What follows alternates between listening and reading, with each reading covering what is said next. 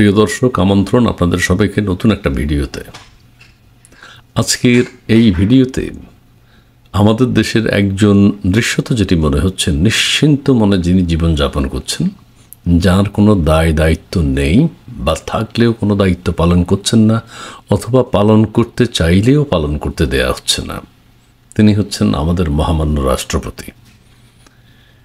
তিনি যদি রাষ্ট্রপতি পদে থেকেই থাকেন, তার কী দায়িত্ব সেই বিষয়ে কেউ কিছু বলছে না। যে বিষয়টি এখন বলা উচিত, যে বিষয়টি বলা হচ্ছে না, যে বিষয়টি নিয়ে সবাইকে ভাবা উচিত, সেটি হলো রাষ্ট্রের এই দুর্যোগপূর্ণ মুহূর্তে মহামান্য রাষ্ট্রপতি কী দায়িত্ব পালন করছেন। তিনি শুধু বঙ্গভবনে বসে থাকলেই কি হবে? বঙ্গভবনে থাকা এই মানুষটির দায়িত্ব কি, এই পদের দায়িত্ব কি, সেটি তিনি পালন করছেন না বা পালন করতে দেয়া হচ্ছেন না। তাহলে তিনি পদত্যাগ করুন।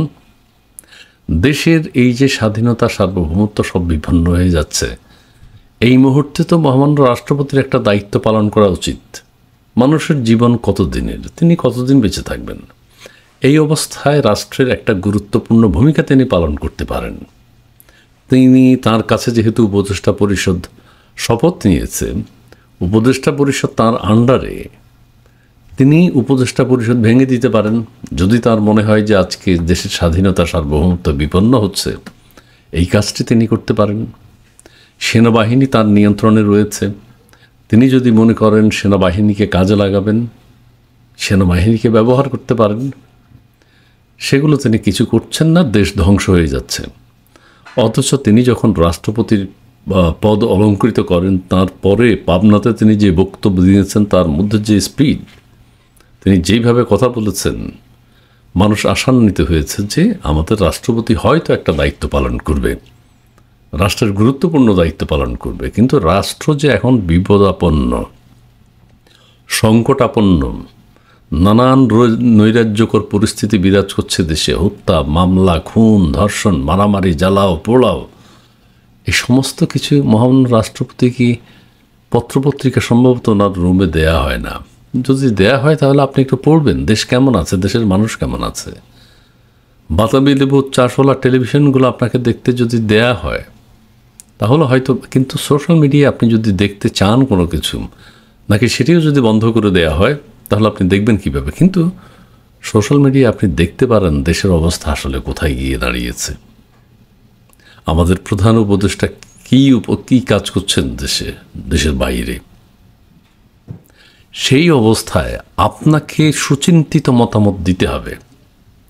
আপনাকে, যে কোনো মানুষের জীবন ক্ষণস্থায়ী, কিন্তু এই মুহূর্তে রাষ্ট্রের হয়ে, রাষ্ট্রের প্রধান ব্যক্তি হয়ে আপনি একটা গুরুত্বপূর্ণ ভূমিকা পালন করতে পারেন, রাষ্ট্রটিকে রক্ষা করতে পারেন।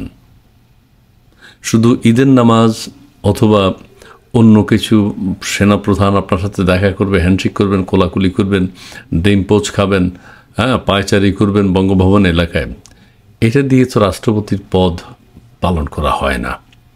রাষ্ট্রপতির পদের সাংবিধানিকভাবে অত গুরুত্ব নেই, কিন্তু কিছু কিছু দায়িত্ব তো আছে। আর এই সময় আপনাকে নড়ে চড়ে বসা উচিত। আপনাকে যদি কাজ করতে দেয়া না হয়, আপনাকে যদি কোনো ভূমিকা পালন করতে দেয়া না হয়, আপনি পদত্যাগ করুন। আর অথবা একটা দায়িত্ব পালন করতে গিয়ে এসপার ওসপার একটা কিছু করে ফেলুন, কিন্তু আপনি কিছুই করছেন না। এই মুহূর্তে এই কথাটি কেউ বলছে না আপনার কথা। আপনাকে নিয়ে দেশবাসী শঙ্কিত, ঠিক আছে, কিন্তু এখন আর সেই শঙ্কা নেই। আপনি যেহেতু আছেন, কাজের রাষ্ট্রের হয়ে, রাষ্ট্রের নিরাপত্তার জন্য, রাষ্ট্রের শান্তি শৃঙ্খলার জন্য, রাষ্ট্রের স্বাধীনতা, সার্বভৌমত্ব রক্ষার জন্য আপনাকে একটা গুরুত্বপূর্ণ দায়িত্ব এখন এই মুহূর্তে পালন করা উচিত। যদি জুলাই সনদ পাশ হয়ে যায়, যদি ৭২-এর সংবিধান বাতিল হয়ে যায়, যদি রাষ্ট্রপতির পদকে বিলুপ্ত করা হয়, তাহলে তো আপনি এমনিই থাকছেন না। কাজেই তার আগেই আপনার একটা গুরুত্বপূর্ণ ভূমিকা দেশবাসী আশা করে। আপনি একবার জেগে উঠুন, একবার কিছু কথা বলুন, আপনার এই পদকে আপনি ব্যবহার করুন। দেশবাসী বাঁচতে চায়, দেশ যে একটা ঝুঁকির মধ্যে পড়ে গেছে, দেশের যে এখন যুদ্ধ পরিস্থিতি বিরাজ করছে, দেশের যে আমাদের যে দেশের অংশ বিশেষ বিচ্ছিন্ন হয়ে যাচ্ছে বা এটা নিয়ে নানান কথা হচ্ছে, এই মুহূর্তে আপনাকে সোচ্চার হওয়া প্রয়োজন। আপনি একজন ব্যক্তি আছেন, আর কেউ তো কথা বলতে পারছেন না, আপনাকেও কথা বলতে দিচ্ছে না আমরা জানি, কিন্তু আপনি ইচ্ছা করলে বলতে পারেন। বলে আপনি বঙ্গভবন থেকে বেরিয়ে পড়ুন। এই বঙ্গভবনের নির্জীব অবস্থায় আপনার থাকাটা মানাচ্ছে না। আপনি সুস্থ থাকুন, ভালো থাকুন। একটা এই মুহূর্তে একবার নড়ে চড়ে বসুন। ধন্যবাদ।